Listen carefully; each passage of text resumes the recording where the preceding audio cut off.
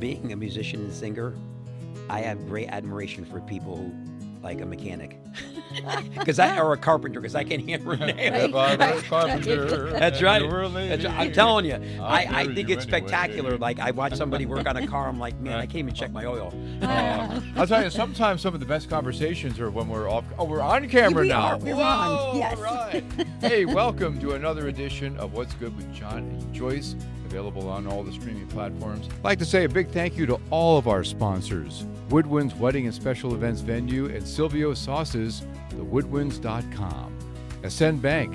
They don't just see your accounts, they see your vision and ambitions. Ascend.bank.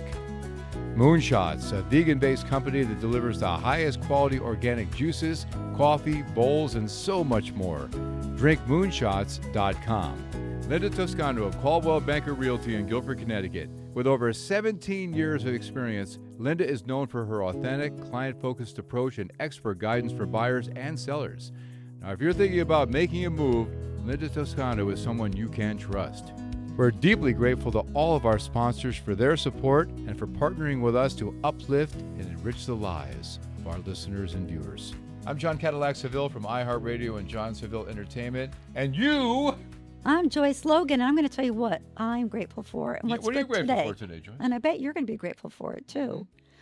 I'm grateful that I got a tax return, and I love my CPA, Dave DeBase. Dave DeBase. That sounds like a really hip-hop name. Dave DeBase. Dave DeBase. Like Sir Mix-a-Lot. That's Oh, right. Right? You That's right. met him. Yeah, Dave He's helping- DeBase is Patty and I were introduced thanks to you to him, and he's also helping us out as well. Yeah. He's kind of like our official accountant, isn't he? Would you say? Yeah. Well, he's mine Well, forever. and Yeah. he's becoming ours he's, as well. He's fantastic. We just want to do a shout out. He's not even a sponsor. Dave but DeBase. we love him. We do. Yes. Oh, Dave. So that's what's good today. Because Of course, we have our Moonshots coffee. I had my Moonshots coffee a little bit earlier. Coffee. We like to thank them. All of our sponsors, we're so grateful for. But very grateful for this gentleman who's in the studio talking about overcoming adversity and challenges and battling. I so want to talk to you. Addictions. And let's face Oh, boy. And the thing is, every one of us has an addiction to something, right? And, my addiction is peanut butter. But this is... You told me that, yeah. Whatever Yeah. it may be, but it all comes from the same place. But to be more serious about this, I really admire this man in so many ways. Such a talented singer, great musician with a band called The Mediums. And they're awesome. Does the best version of I Put a Spell on You I've ever heard. Okay. Never heard. Yeah. But Joyce, Go to- you want to have go- the honors go- of go to introducing this YouTube. amazing man? Well, I'm going to touch upon this because the whole show is not going to be about this. Yeah. But wait, did you say who? Frank Annunziato. Yes. So how did you meet Frank? I know his brother, Sal, too, who's just a okay. phenomenal human being Yes. as well. Yes. But we kind of met through, Facebook, Instagram, Reputation. Actually, okay. I don't know if you remember this, but I was at Common Grounds, and We I met, actually we felt were your, I was by the Creamer area. and I felt your energy. I swear to you. Wow. You were like, "Good morning," and hope you have you're like, "Hope you have a blessed day." And I'm like, "This dude, he got something going on." And I did a little research, and I think I might have texted you or said something about your show or something like that, and we just clicked. Yeah, we Yeah, it did. was We awesome. did. And we met and we had coffee at Yep. Moonshots. I Yep. love that. I said I didn't know this story. You Yeah. actually felt this energy. Yeah, Yes. absolutely, I did. As I did back Yes. in '83. Yeah, Joyce. Yes. Well, John is a power of positivity. You could feel it. Yeah, He it's is awesome. sunshine in a bottle. He sure is. He is. Yeah, like message in a bottle. The There you police, go. Right? Okay. There you go. All right. There you but- go. But when John told me you were coming on, and I thought, oh, I know that name. Mm. So my father had a gas station in Fairhaven on Ferry Street. Yeah. And I remember stories. I just remember Midge Rinault. Midge Rinault. Yeah. And that he was a snazzy dresser, and I could hear like my parents saying he looked like Edward G. Robinson. That's exactly Is right. it? 100% right. So he was well known.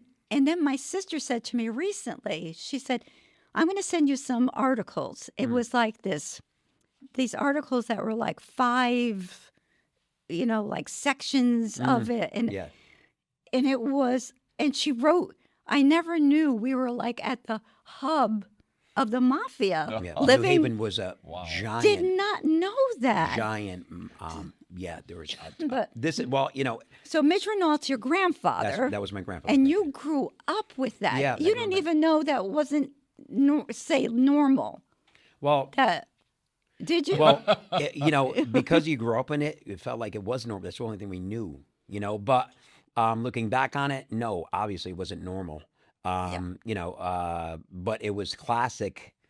You know, pretty much classic, like you see in movies. You Was know, The Sopranos? Was it Goodfellas?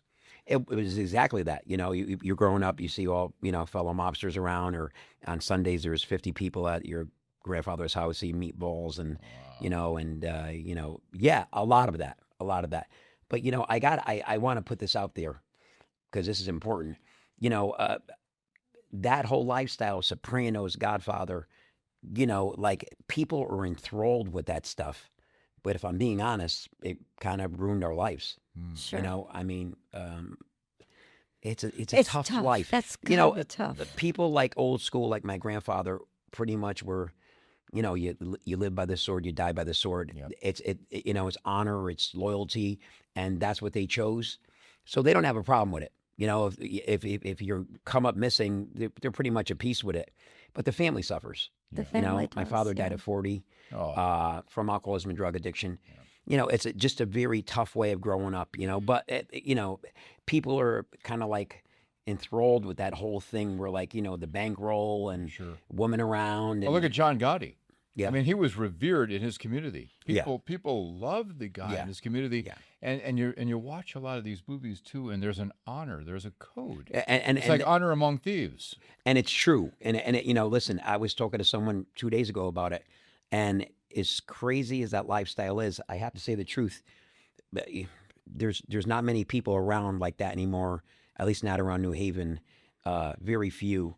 But you know, those guys, that's what they lived for. It was about honor, loyalty, and no matter what, you know, they're okay doing the crime, and they're okay with doing the time, and whatever that consists of, even if it means death.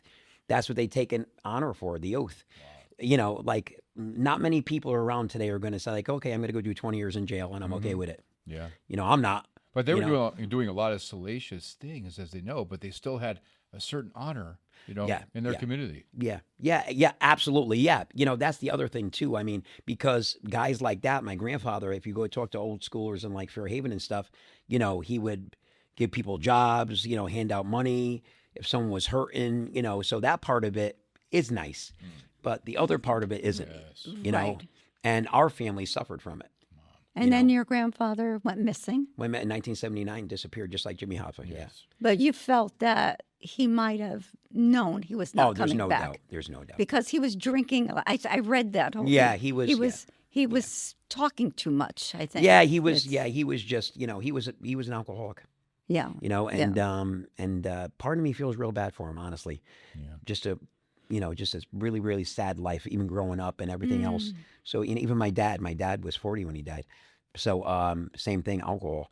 But you know, it's just it's a really tough lifestyle, and I think that I think you're right. I think it got to a point where, you know, he was just getting sloppy. Yeah. And after that, who knows? You know. You but, know what? Then I think of your grandmother too, because I think back in the day, you accepted what your husband was doing. Honestly, my grandmother was a saint, and she was a classic mob wife. No matter what he did, she stood by him. She Yeah. was a saint, Yeah. and my mom too. Yeah. My mom too. And you know, it's. I think that's part of. You know, I don't want to make this all about mob today. We won't. Yeah, Yeah. but no, but Yeah. my the positive message is that, you know, that happened, but most people from that family, and you know, when you grow up in a family like that, the old classic mobsters, they see 3 grandsons and they think, oh my God, they hit lotto. They'll carry on the name. You know, me and my brothers got completely away from that, and that's a success. That's a victory. Now tell us about that, Frank. That's great because you've had this adversity, you've had this family situation. You Yeah. said it really destroyed the family in many ways, but there is a silver lining. Oh, absolutely. You've yeah. been able to overcome a lot, and you've Yeah. had your personal Oh, demons. Big time. Yeah, I'm a recovering heroin addict, and I started very young partying. drinking and drugging, cocaine in the 80s. I was a maniac. And it got to a point where I got addicted to pain pills first and then heroin. I don't know much. I don't know a lot about too many things, but music and drug addiction, I know a lot about. And, if you were to ask any heroin addict or someone who's addicted to opiates, I would bet that 80% of them started out with pain pills, an operation, Really? something like that. Yeah. I believe that, I have a giant generational addiction that runs in Yeah. our family. So, I believe it's a disease. I believe I believe it it's is passed on too. too. Yeah. But when I had an operation, I got Percocet, got pain pills, and it was from there. It was just forget it. It was a Yeah. nightmare. But that's how I started, and Yeah. eventually I Yeah. went to heroin. And I don't know if you know how much you know about drug addiction, but the relapse rate for heroin addicts is 90%. 90%. Yeah, usually right after they get out, it's 90%. I think staying clean, I think, is like 70. How many of those friends of yours are no longer with us? I literally dozens and dozens of obituaries on my refrigerator. Guys who thought maybe they could, do it, and it's a tender thing because my big thing is service. I stay clean. I believe in a higher power, which I choose to call God. But besides that, I believe the only way of keeping it is giving it away. So my big thing is service. It's heartbreaking what I see on a daily. I just buried a friend a month and a half ago, and I went to a meeting with him the day before.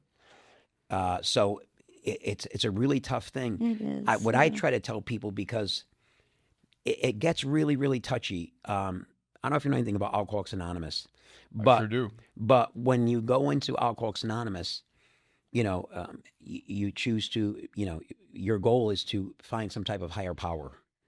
It doesn't have to be mine. When you're starting off, it doesn't. That's the big message, honestly, that I wanted to tell for some reason today. Because as much as I believe in what I believe in, and boy, do I believe in what I believe in. But when you first come out of a detox or a rehab or whatever, the concept kind of is puzzling to people. So, if you know anything about the 12 steps and 12 traditions, it says you choose a higher power, whatever that is. It could be God, group of drunks. It could be... Wow, I never heard that acronym before. God, group of drunks. Right. It could be, and then most of the time they'll find what they need to find. Yeah. I think the big thing is, as much as I believe in what I believe in, and there is no questioning what I believe in. Let me just put that out there. It's important. That's a very important thing, because a lot of newcomers get afraid when they hear the God thing. You feel like God's going to be so judgmental, and keeping the record. And that's the other thing. I hear a lot of people say, when they come in, I was raised with that punishing God. And that is complete opposite of what, To me, God is love. Right. What happens if someone comes in and they're an atheist and they just don't believe in anything, but so they can still find something greater? Absolutely. Okay. Absolutely. Yeah. Whatever works, Joyce. Yeah. Whatever works. You know what I mean? There's a classic story I heard, whether it's true or not, I don't know. But there was a girl, I went away to not hundreds, but dozens of rehabs and detoxes. But it took me a long time to get clean time, like 12 years, in and out, in and out, in and out. Long time to get clean time. Oh my God. A month, 2 months, 6 months, a year. It's been a while now. A lot of setbacks. A lot of setbacks. The big thing about alcohol and drugs is, you get a couple weeks clean or whatever, and then all of a sudden, I used to think, oh my God, well, I'm not going to do drugs. What could go wrong? Well, life happens. Yes. Things happen. Right. Your marriage, your children, your finances, it gets rough. And a lot of people get really, really nervous, and they're like, I can't take it. And they go use again. They retreat. They retreat back. Yeah. But, yes, you could find whatever it is, whatever it is, group of drunks. Anyway, I was going to tell you, there's a classic story of a woman who was in a rehab, and there was a life coach there, and they were talking about a higher power, and this woman was like, I don't want to hear anything about a higher power. And she says, I'm going to make my higher power Mickey Mouse to kind of say, I don't want no part of this, Right. And then she decided to use, and she went down the ghetto, And when she went down to go copper crack, the drug dealer had on a Mickey Mouse shirt. Oh, no. Oh, wow. So my point is, God does have a sense of humor. yes, yeah, like that's just what I'm saying is you're absolutely right. It does not have to be my God, and as much as my faith is solid as ever, I think that's really important for people coming to the rooms. I really do. Yeah. They'll find what they need to find. It may not be what I believe in or you believe in. Yeah. You know, Right. honestly, I hope he doesn't mind me saying this. My brother Sal, he has, I think, 38 years clean. Wow. And he Good for him. takes something from Jesus, something from Buddha, something, he combines everything. Right. Yeah. That works for him. Who Works am I for to him, and I judge? respect that. Who works am I for to him. judge? As that wonderful priest that we love, Father Ndalny, when I had in one of my books, I had quotes from Buddha. And Yeah. I asked him, I said, do you have a problem with that? And he says, why would I? Yeah. God made Buddha. That's right. That's right. And you know what? I mean, drug addiction and alcoholism is, the end result is death. They say three things: jails, institution, and death. I've been in both. The only thing left for me was death. So, this is serious. This is life and death. If you believe in that window blind to make your higher power to get you started, then believe in that window blind. My big thing is I'm not really one of those people who kind of like pushes things and People don't want to be pushed because they'll just they'll go into a cocoon. Yes. So I believe in, I just tell a lot of people, man, you can't stay clean and sober by, shutting the blinds and, shaking all day. Get out, move a muscle. Right. What were your passions before you got addicted?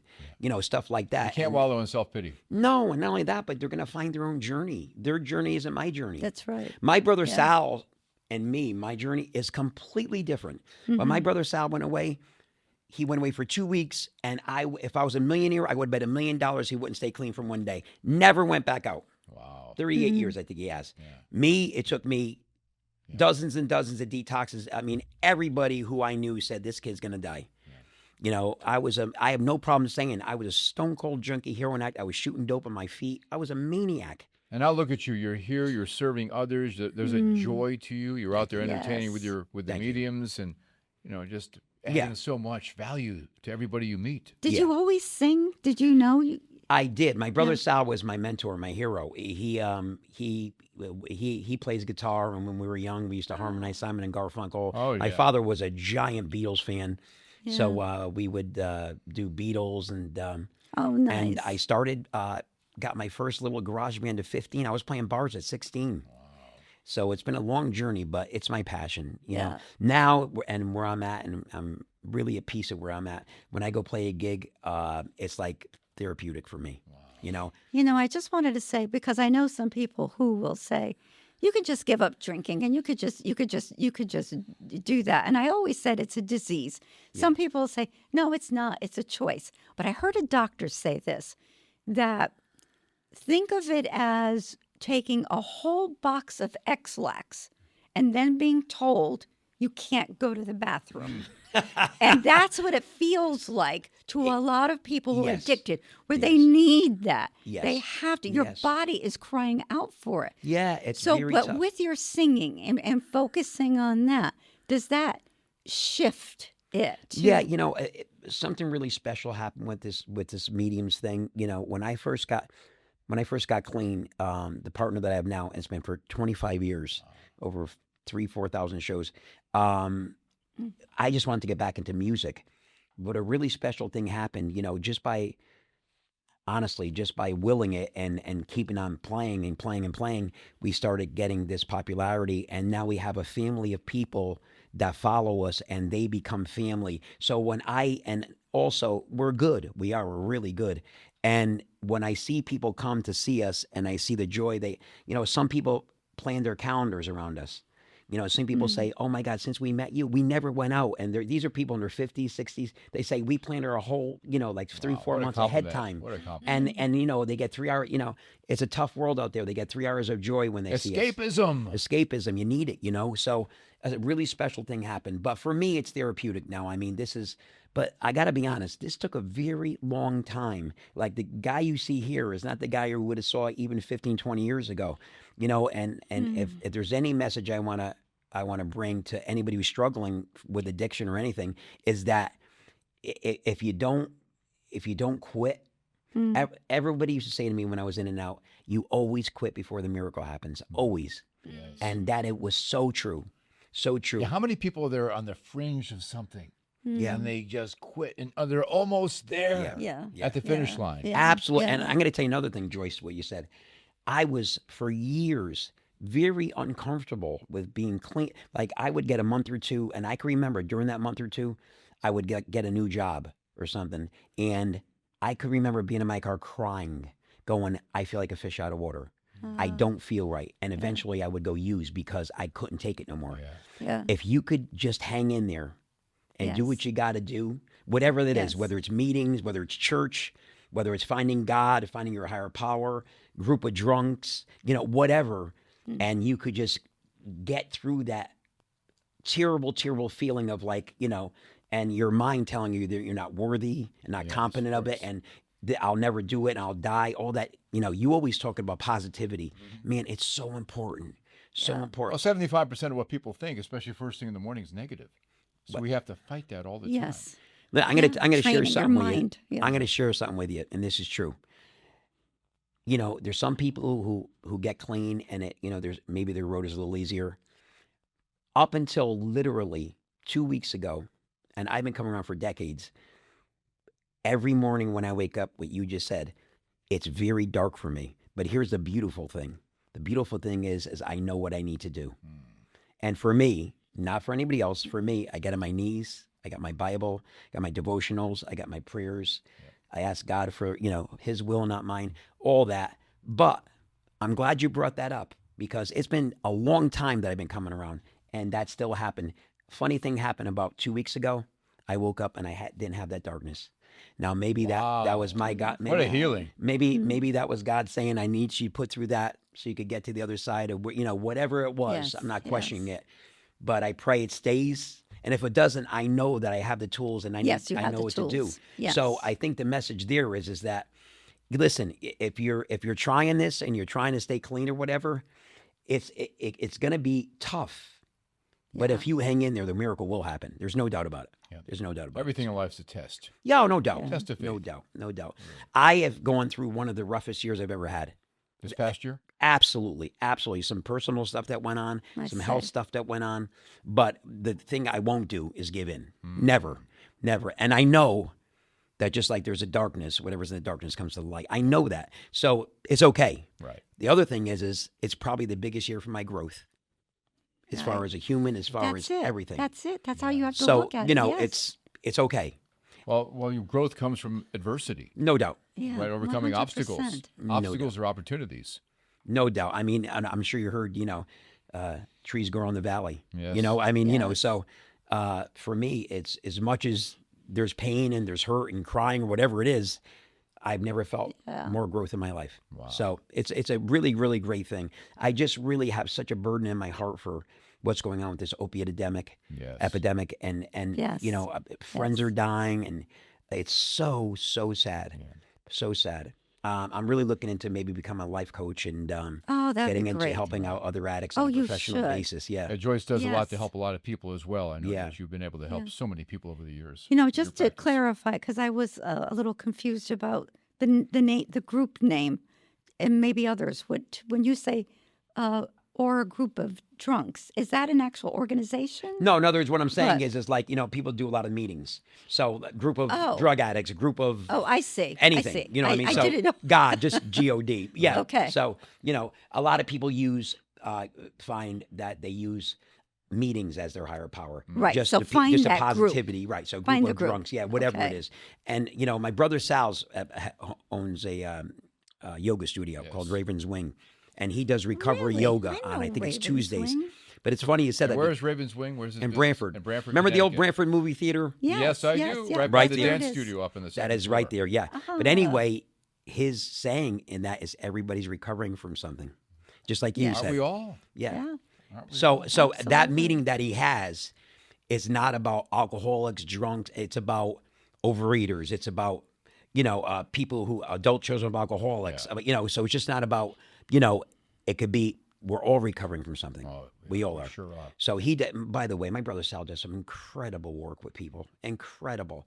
Mm. He goes to inner city schools. He I sings. love the way you talk about your brother. Oh my Yeah. God, I he's love my that. mentor. He really is. He's my mentor. He honestly, I don't. If it wasn't for him, I don't know if I'd be around. Honestly, and honestly, in 1997, I met him at Lenny's, and I had cellulitis on my legs. I was shooting dope in my legs, and even he said, "Man, you're gonna die," But he was a great power of example and is. Still is. Yeah, he lives it. Mm. He Now lives tell it. me about the mediums. How'd you get the name the mediums? It's funny. It was never, this almost is, it haunts us because everyone thinks the mediums, oh, Right, like You're, medium. you're a Medium. duo. Yes. You're a duo. we're a duo. Tell yeah. me my future. Right. You got, I thought it had something to do with that. yeah, it has nothing to do with that. Yeah, some people I meet, they go like, "Oh, you're going to read our minds at your break."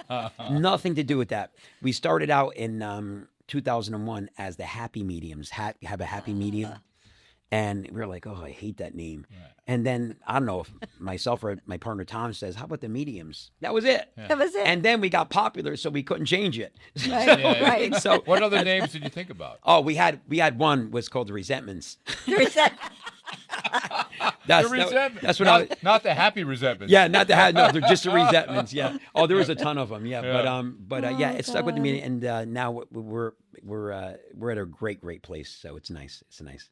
Yeah. Yeah, Boy, music really helps you too. music is everything to me. Yeah, music is everything. You write your music?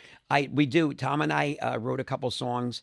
Unfortunately, in this music business, people don't want to hear a lot of originals, and it's sad. Especially when you play clubs or restaurants, they want covers. They want Or at covers. least the owners of the restaurant. But prefer even covers. the big stars, they don't want to hear their new music. Yeah, They it's really want- tough. It's really tough. Yeah. So, we're going to incorporate. I would love to do one more CD of originals with Tom, my partner, and I'm sure that'll happen. But it's really tough, Joyce, to play originals all night long. You could stick maybe one in here and there. Because people want familiar. We're Of course wired they for do. familiarity. Even in the radio biz where I am, if we do play something new and unfamiliar, we have to surround it with familiar songs on That's both right. sides. It has Yeah. to be sandwiched in It has to between. be sandwiched. Because you have to usher people into it, or you've lost Till they them. hear it like a few times. That's And right. then it That's becomes right. familiar. And the other thing is what we do, the duo, and the duo is 80% of our shows. We realize that we're background music. Like, just like you DJ. I mean, yeah, you do parties and weddings, which that's the theme. But us, we're playing in restaurants and stuff, and we're background music. Yeah. So we're not too loud. We try to play. We know hundreds and hundreds and hundreds of songs, which I think separates us from a lot of duos out there. Sure. We know, I think, maybe 580 songs. Wow. But we realize what our job is, and that's background music. Mhm. We don't have egos. If someone tells us to lower it down, we Yep. do. And I think that's why we're really successful, I It's think really that's important. so key. You keep your ego at the door. Oh, I think absolutely. that's so cool. I've learned that in the DJ business too. It's not about me. It's about the people in front of me. Somebody comes up, can you please turn the music down? Absolutely. Right. Yeah. Whatever. And you're Yeah. right. That's so Right. cool to do that. And I know people who, not to mention names, but, they do have a bit of an ego and they get insulted, Oh yeah. and I think that's why, we're You booked can't for you can't be booked, insulted yes. or offended unless you choose to be. That's right. Yes. That's absolutely right. Isn't that true? That's you really can't be. That's So absolutely I right. want to know, do you do a nod to your dad by playing Beatles music? My favorite. Yeah, I think of my dad every time I play Beatles song. Yeah. Yeah. I mean, my dad loved music. So, Hmm. yeah, Beatles to me is my dad. Yeah. Yeah. When we play on My Life, I'm a very emotional Yeah, singer. My Life's one of my all-time favorite Oh, songs by them. I'm a very Yes. emotional singer, so there are times I'll even tear up when I'm playing. I'm just like that, and I think Yeah. a lot of people who hear me go, especially who follow us, go, you could kind of hear the pain in your voice when you sing. Yes, From my yes. journey, I think. Now what's I'm a huge Simon and Garfunkel. Yeah. Oh my fan. God. Huge fan. I mean, I virtually like all their songs. Me too. Which ones do you do? You do the We do the Boxer. Yeah. We do Sound of Silence? Mrs. Robinson.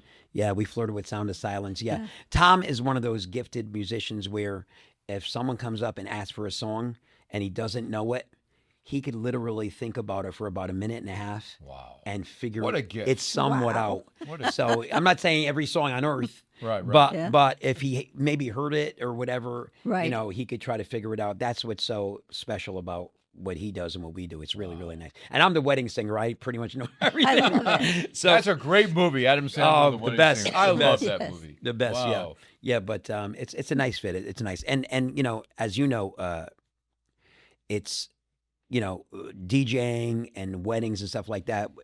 for us as a duo, we started out in restaurants and bars. And for a musician, I'm being honest with you, and it's such a thorn in my side because it hasn't changed in 50 years. I know musicians who have been playing out since the 80s who make the same pay as today. Yeah.